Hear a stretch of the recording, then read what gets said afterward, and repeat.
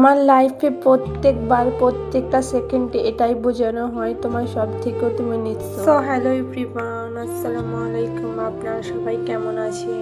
আমি নাজবিন আবারও চলে আসছি একটা কোনো ইমোশনাল ভিডিও। যখন আমি অনেকটা ছোট ছিলাম দেখতাম আমার বাবা আমার মায়ের সাথে অনেক ঝগড়া করতো, অনেকটাই ঝগড়া দেখে আমরা কান্না করতাম। আমরা দুই বোন তিন ভাই, মনে মনে ভাবতাম যে কেন ঝগড়া করতো, এরা তো একসাথে থাকলেও থাকতে পারে, এদের কেন সমস্যা হয়, আরো তো পারছেন আছে, তাদের তো এত ঝগড়া হয় না, তাদের তো এরকম। তখন দেখলাম আস্তে আস্তে বড় হতে লাগলাম, তখনও দেখতাম যে একই জিনিস বারবার হতে দুজনকে ভালোবেসে বিয়ে করলে ওরা দুজনকে বুঝতো না। এটা কি আদেও ঠিক? বাবা তোমরা যেটা করছো, তোমরা না একে অপরকে ভালোবেসে বিয়ে করেছো। বাবার যে পুরোই দোষ সেটা নয়, মায়েরও দোষ ছিল, কিন্তু কি আর স্কুলে যেতাম, স্কুলে যেমন ফ্রেন্ড সার্কেলসরা থাকতো আমাদের, তো তাদের বাড়িতে যখন দেখতাম ফ্যামিলিটা দেখে আমার অনেক ভালো লাগতো। তার আম্মু আব্বুর ভালোবাসা দেখলে সত্যি প্রাণটা জুড়িয়ে যেত। 25 বছর বিয়ে হলেও 15 বছর খালি সংসারে ঝামেলাই করে গিয়েছে, দুজনকে বুঝতো না। অ্যাকচুয়ালি ওরা ভালোবাসা করে বিয়ে করার পরেও যদি না দুজনকে বোঝে তাহলে আর কিছু। হঠাৎই আমার বর্দিতে একটা দেখাশোনা আসে, তো দেখাশোনার পরে ঠিকঠাক হয়ে গিয়েছে, হয়ে যাওয়ার পরে বিয়েটা দিয়ে দিয়েছে। দেন আমার মায়ের কথা শুনে বিয়েটা ওইখানে ভালো সুখে শান্তিতে সংসার করতো, ভালোই লাগতো দেখে। আমরা যেতাম, ওরাও। 1 বছর কেটে গিয়েছে, আসার পরে দেখতে পেতাম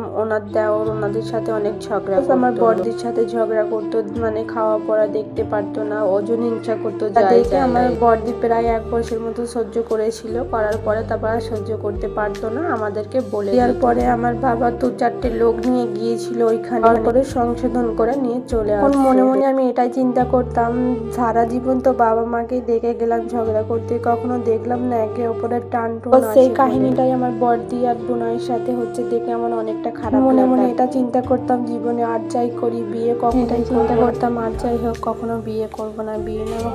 এতটা কষ্ট আমি না দুটোই দেখেছি, যেটা আমার নিজের বাড়িতেই হয়েছে।